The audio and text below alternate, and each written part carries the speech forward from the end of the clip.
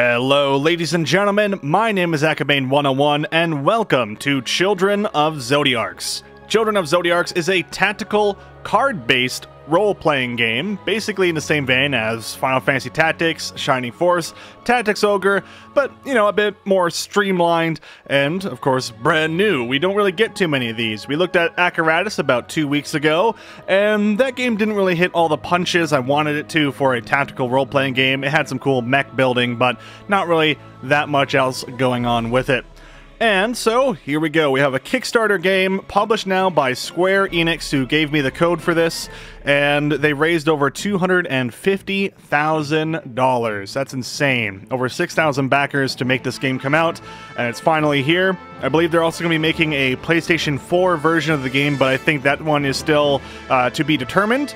So, not sure when that's coming out, but it's coming out today. In fact, at the time of making this video, in 1 hour and 30 minutes. So, yeah, July 18th. Woo! Let's do it. Okay, so let's take a look at the game.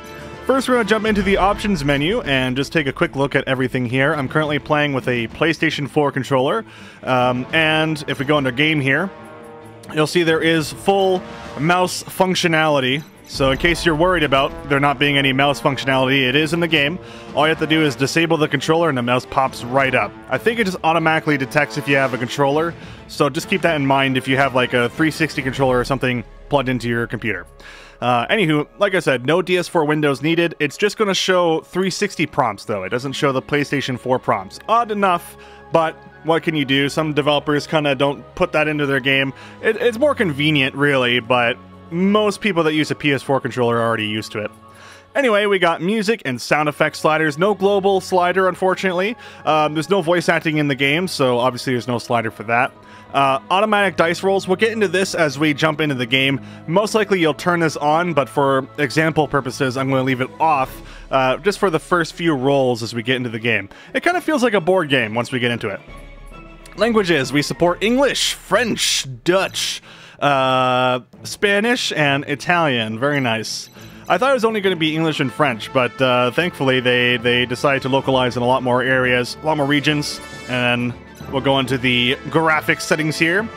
Now, I'm not really a big fan of just pressing left and right. Thankfully, there's not, you know, a million of these, but it is kind of a pain in the ass to kind of go left and right. A drop-down menu is generally a lot better for choosing options, and just a lot easier for most people.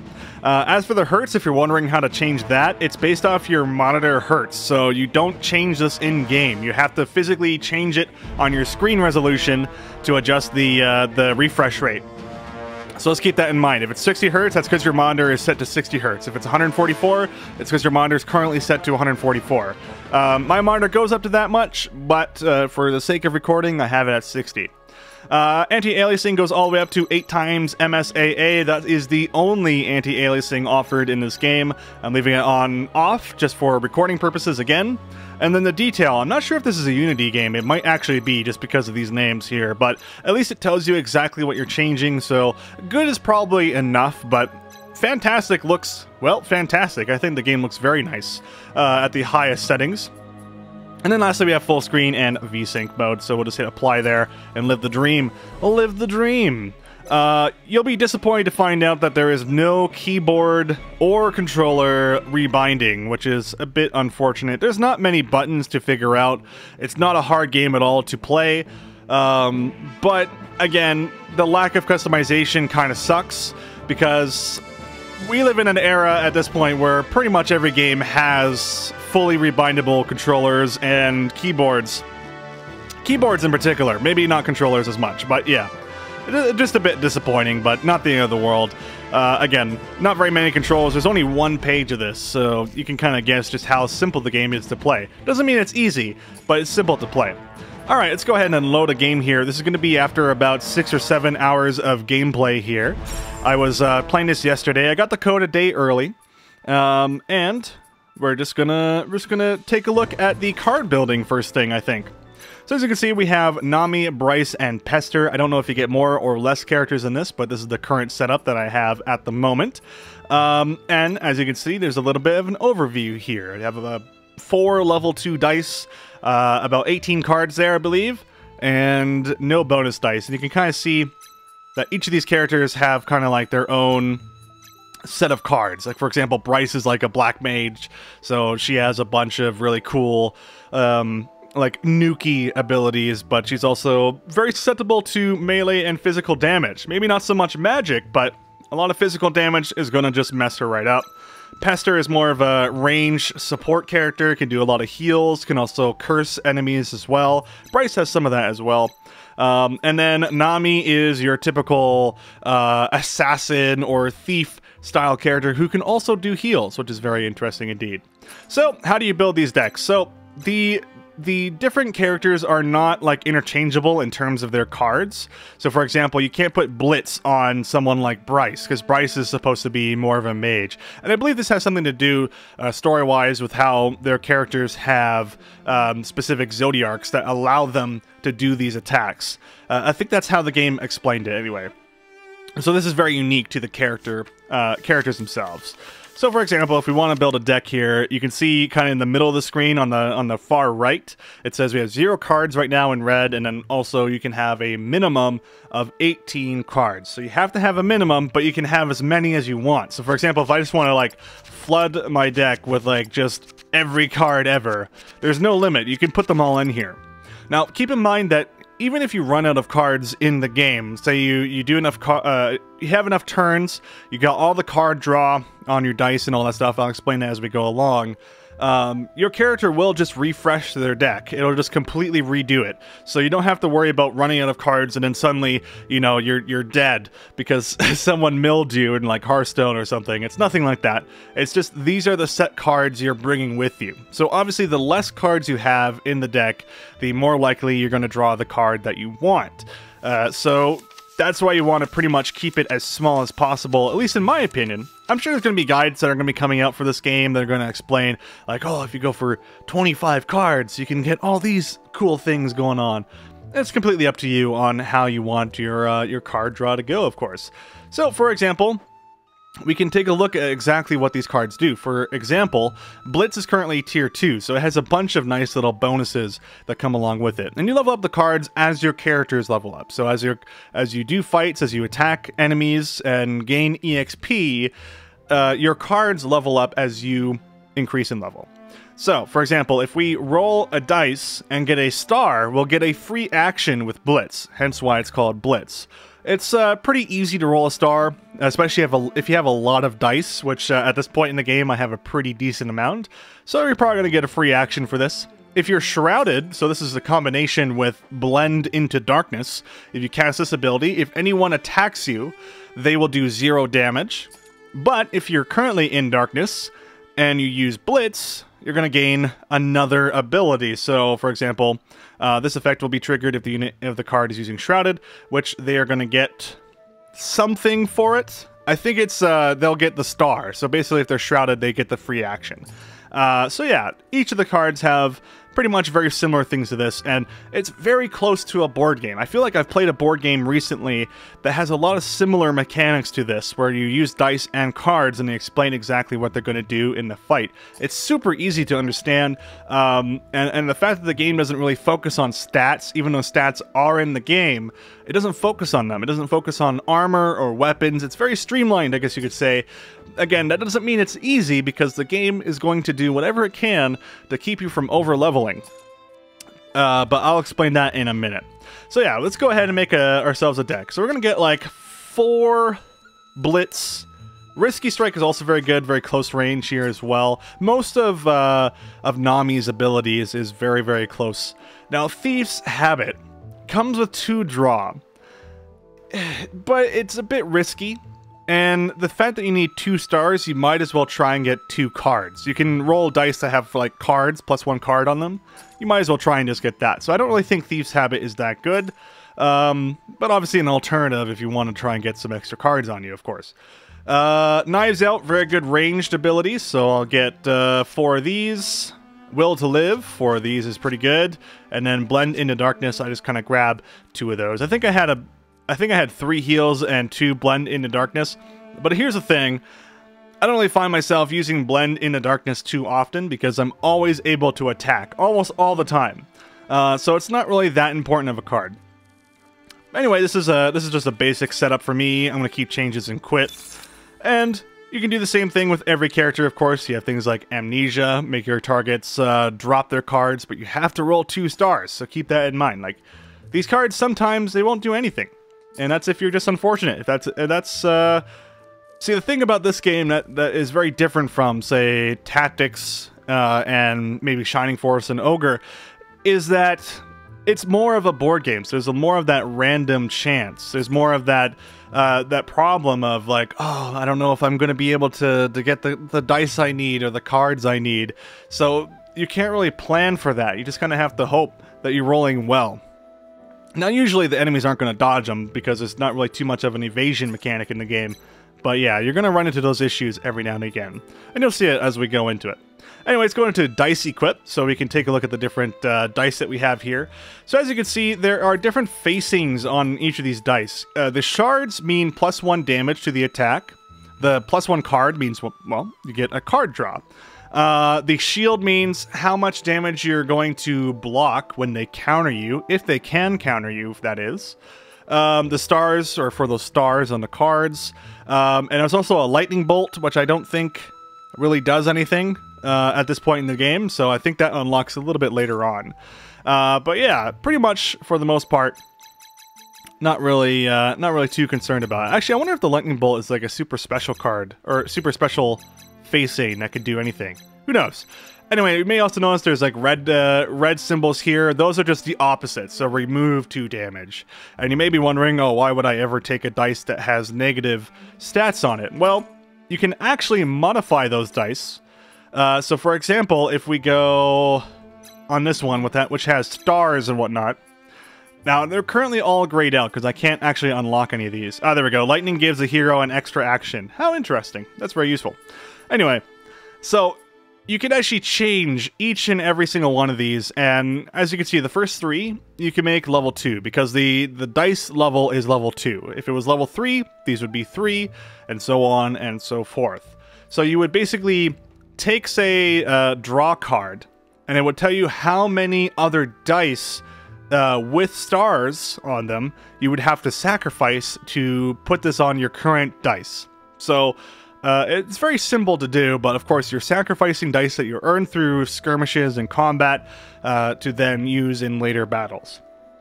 I think that's a really cool idea. You can't really do this in a board game, so it's more unique to a video game, and I think it's a very, very cool mechanic, especially for a card-based, dice-based tactical RPG.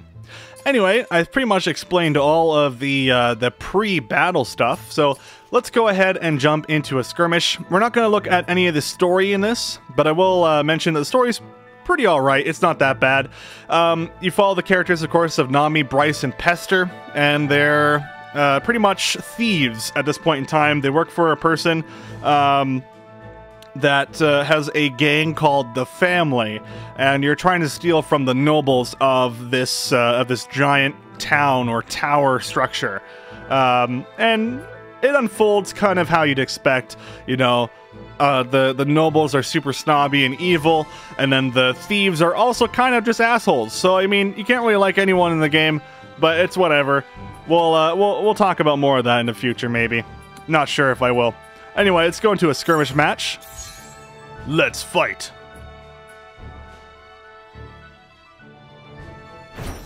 Alright, so victory conditions, defeat all enemies, and all heroes are defeated, which is the defeat conditions. Very similar to tactics for that. Alright, so here we go. We have our 3 characters here. Sometimes they spawn on the opposite side of the map. Now, usually the game runs at 60, but OBS likes to be a little derp and run the game at a lower frame rate than normal, so sorry if you see any stutters there. But do trust me when I say the game on fantastic settings usually runs pretty well. I did notice in some recording sessions last night using just NVIDIA encoder, the game was running at a very awkward like 15 FPS, but usually it's above 60, like almost all the time. So yeah, I don't know what to say about that. Anyway, you can move. You don't have to spend cards to move. Thank goodness for that. I hate games that make you have to spend cards for move. I love Metal Gear Acid, but I hate that it makes you do that. Anyway, let's go up here. Okay, so you have to do the movement phase before you do anything else. So even if you have to stand still, that counts as your movement.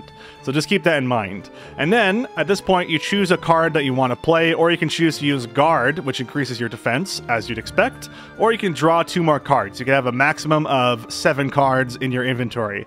And the number of cards in your inventory can also affect other cards, if they have those type of parameters.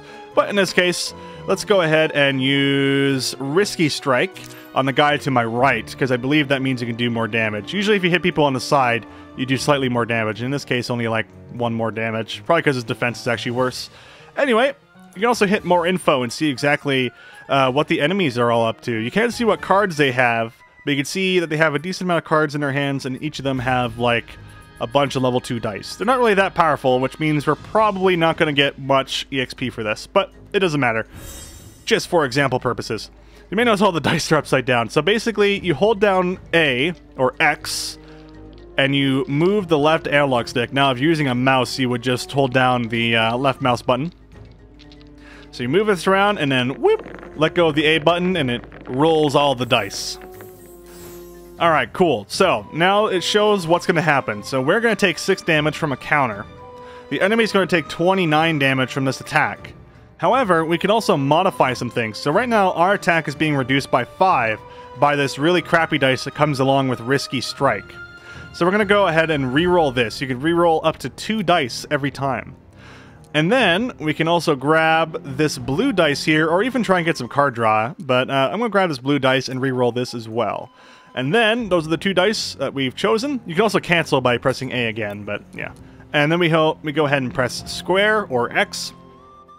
And then we roll it again. Boop. And you can see why you'd probably want to enable automatic dice rolls, but this is just for example's sake.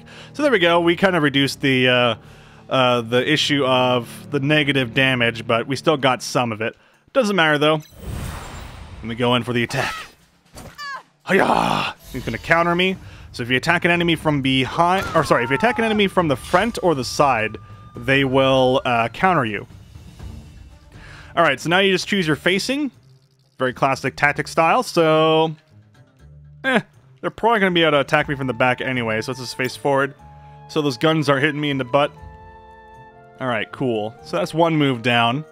And we'll go ahead and move our mage up. Lady Bryce. Or is he a dude? I never know. No. You never know these things. Alright, so we have Heartless Cruelty.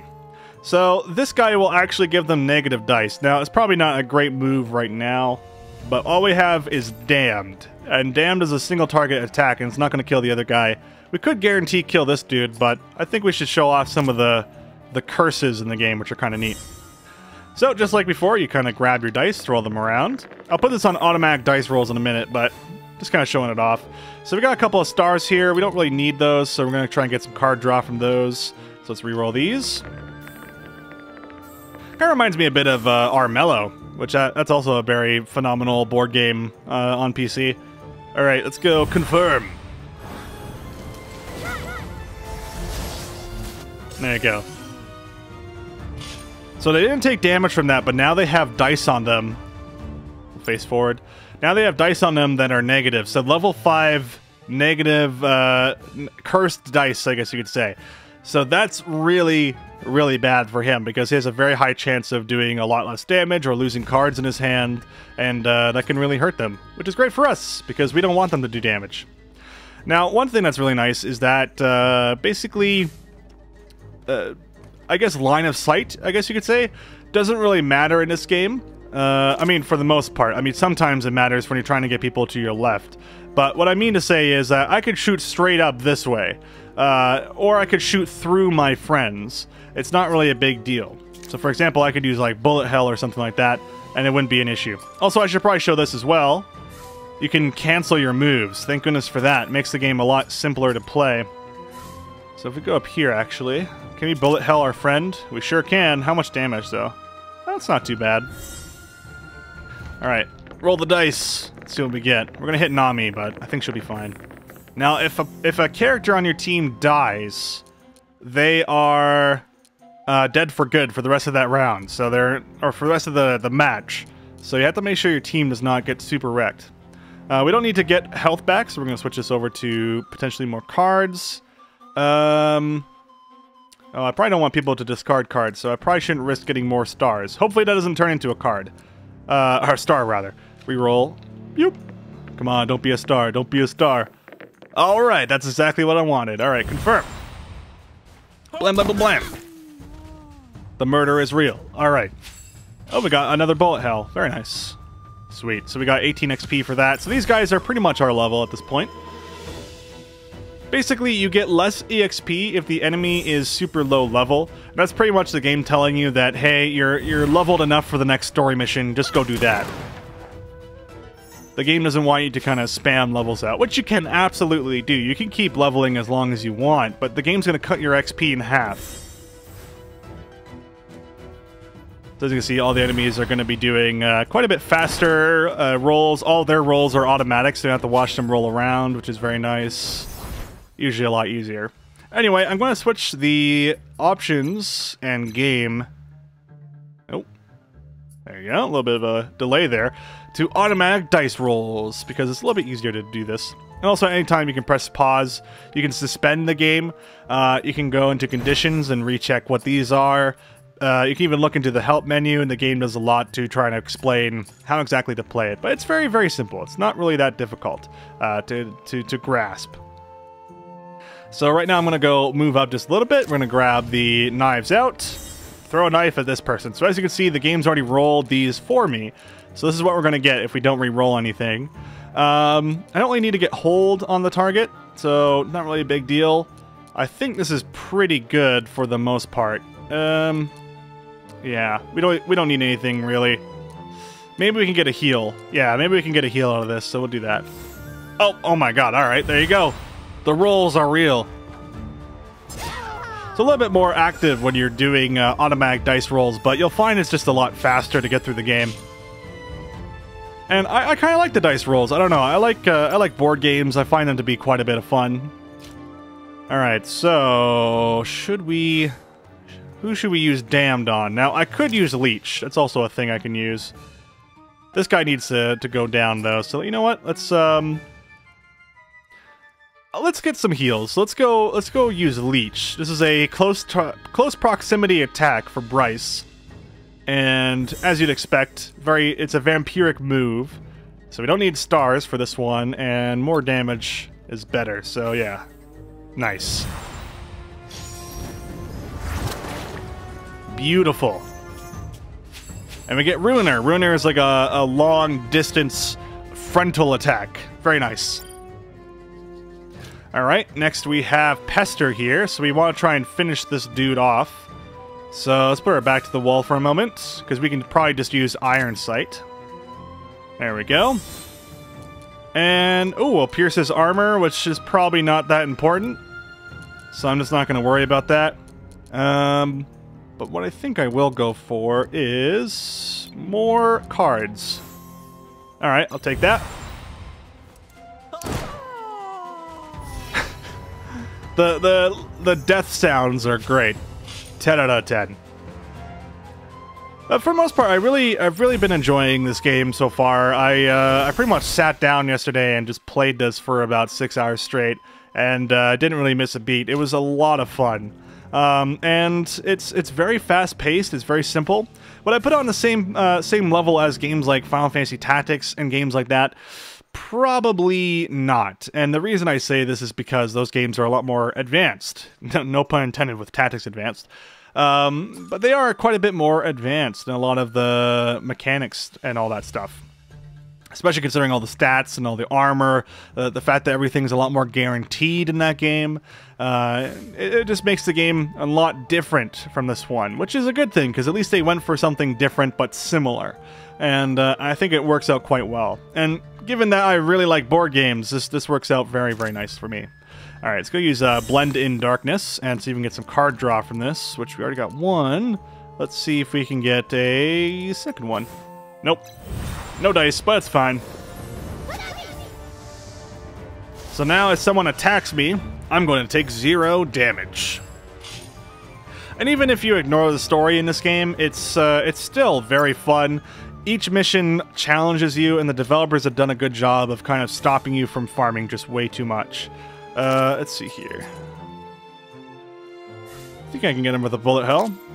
Oh, darn. See, yeah, that's where the height is too strong. It's too strong. All right, let's see if we can use something like Compassion then. So I'm going to try and get us some more attack cards here. And we did roll a star. Perfect. And let's get some more cards. More cards, please. Nope, no cards for me. Now, on that one, if you roll the damage crystals... There we go. Thank you very much. If you roll the damage crystals, you'll just heal more. Basically the same thing. Hey, there we go. We got level 12 on Pester. And as you can see, we get attack, defense, magic attack, magic defense, and some extra health. Very nice. I don't know if your movement goes up ever, but it might. I know that Pester moves pretty much the fastest out of everyone. Let's go ahead and use Bryce here. Or not. Alright, Bryce, go over here then. Come on. There you go. Let's see. Do we need heals? Bryce doesn't need heals, so we're going to try and get some more card draw. And the damage is fine, because the second hit will be good enough. No, okay. More damage it is. Beauty. Another Ruiner. And that's our turn. You'll notice that the turns don't go by that fast. Very similar to Tactics. Tactics had a lot of very long, drawn-out turns. And when there's a lot of enemies moving on screen, you'll find that the turns become pretty darn lengthy. And it could be a bit of a pain. I wish there was a bit of a speed up for the enemy side. Because your side, you know, you can take all the time you want. You're not really feeling like time is just, you know, slogging on. But when the enemy's going constantly, even though they move reasonably fast, they're not fast enough in my opinion. So just an option to speed things along would be nice.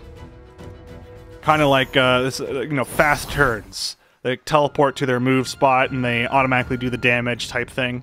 I think that would be a lot nicer. But as it stands, it's not too bad. It's going to get to you after a while.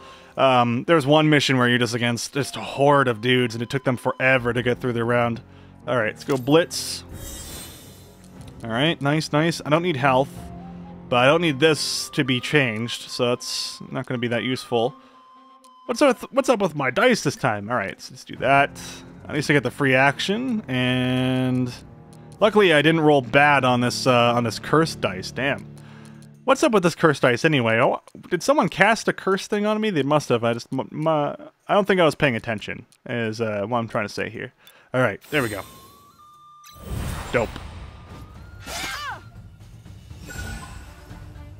I don't know if I already had Shroud on me, actually, now that I think about it. Because if I already had Shroud, I didn't even need that star. But, doesn't matter. So anyway, even though he was ranged, he did counter me. Every enemy in the game pretty much gets counter, so... Alright, so now we can't move, but we can try to finish this guy off. Should we do another blitz? I don't think we should. Probably a risky strike would be good enough. Yeah, maybe. Well, I don't actually know, because that's a little bit overkill. Let's just do another blitz. F it. Alright, cool. We get another free action, so we can heal ourselves. So that'll be fine. Do I want more heals? I don't think it really matters. Just more card draw if possible. This is card draw. Alright, dope. Let's do it up. Rest in peace. Rest in pepperonis. Another free action. Another will to live. I'm getting all the will to lives today. Usually you don't get any of them, even though I have 4. All right. So this guy, if you roll two stars, you will get shard dice, which is a nice little bonus. Basically the opposite of cursed dice. Just really, really powerful. Ooh, more card draw. Thank you very much. Yeah, give me some more stars though. I need some more stars. Please be a star. Yes. That's exactly what I wanted. Now, if I use this on more than one person, that means everyone would have gotten those shards for 3 turns. But, oh well, doesn't matter. There we go. That was only one person's turn. As you can see, they can be pretty lengthy. Especially if you're slow like me. Alright, let's go Damned. Damn, man. Alright, sweet. This is a pretty strong one, and it's going to inflict bleed. You know what? I'm pretty happy with this. Can anything get any stronger? Other than this guy? Probably this guy. There you go. Even better. Bryce is probably one of the strongest characters of the game so far. After about 6 hours of playtime. Another Ruiner. And you notice I've never had to actually draw any cards. I never had to waste a turn just drawing cards. That's because I made it so a lot of my dice have 2 draw cards on them, or at least 1. Really, really helps you out. Alright, nice. Even with this guy having defense, he's pretty much screwed. I'm piercing his armor, which is going to screw his defense even more. Let's try and get some bonus damage here. That's pretty much the worst roll you can get on that, so there we go. Alright, whatever. Whatever. Got him. Got him. Actually, he was going to be dead anyway. Why did I overkill him? I don't know. I could have tried to get more card drop. Oh, well, it's fine. Oh, he's using blind fire. This one hits 5 squares. You may also notice there's no charge attacks in the game, so everything's very quick in that term. Like, you know, you use the card immediately after you get it. So let's try and get this guy in the back. So he can't counterattack you when you hit him in the butt. So let's do a Blitz. I think a Risky Strike might have been a guaranteed kill, but whatever. Get the free action, of course, and get some bonus dice. This is pretty much overkill at this point, but you know, you should always make it a habit. Try and get more cards in your inventory. Very useful. Alright, sweet. So then we have the final move, which will be Risky Strike, of course, which is pretty much just an insta-kill. We'll finish him off. Easy peasy. And that's going to give us a level up, I think. Oh, wait, no, very close, though. And there's a victory, so it looks like Nami got another dice, a level 3 dice. Not very good, but we can always trash it for other things. And there you go. So that, for the most part, is Children of Zodiarcs, and it's a very enjoyable game, very streamlined. I wouldn't say, again, not as advanced as the Tactics series or maybe even Shining Force and stuff like that, but if you're looking for a tactical RPG or even just a really solid board game style game, then you should definitely take a look at this one, because I think that Cardboard Utopia did a very, very solid job with this one. And the story is pretty fun. It has a lot of goofiness going on to it. I don't really like the main characters all that much. Nami's okay. Bryce I hate more than anything, and Pester he's alright. He's alright. But other than that, that's going to be it for Children of Zodiarcs. I may review it in the future, not entirely sure. And if you enjoyed this, maybe we'll do a Let's Play in the future. Thank you so much for watching, guys, and I hope you have a great one. I'm Acabane101, signing off.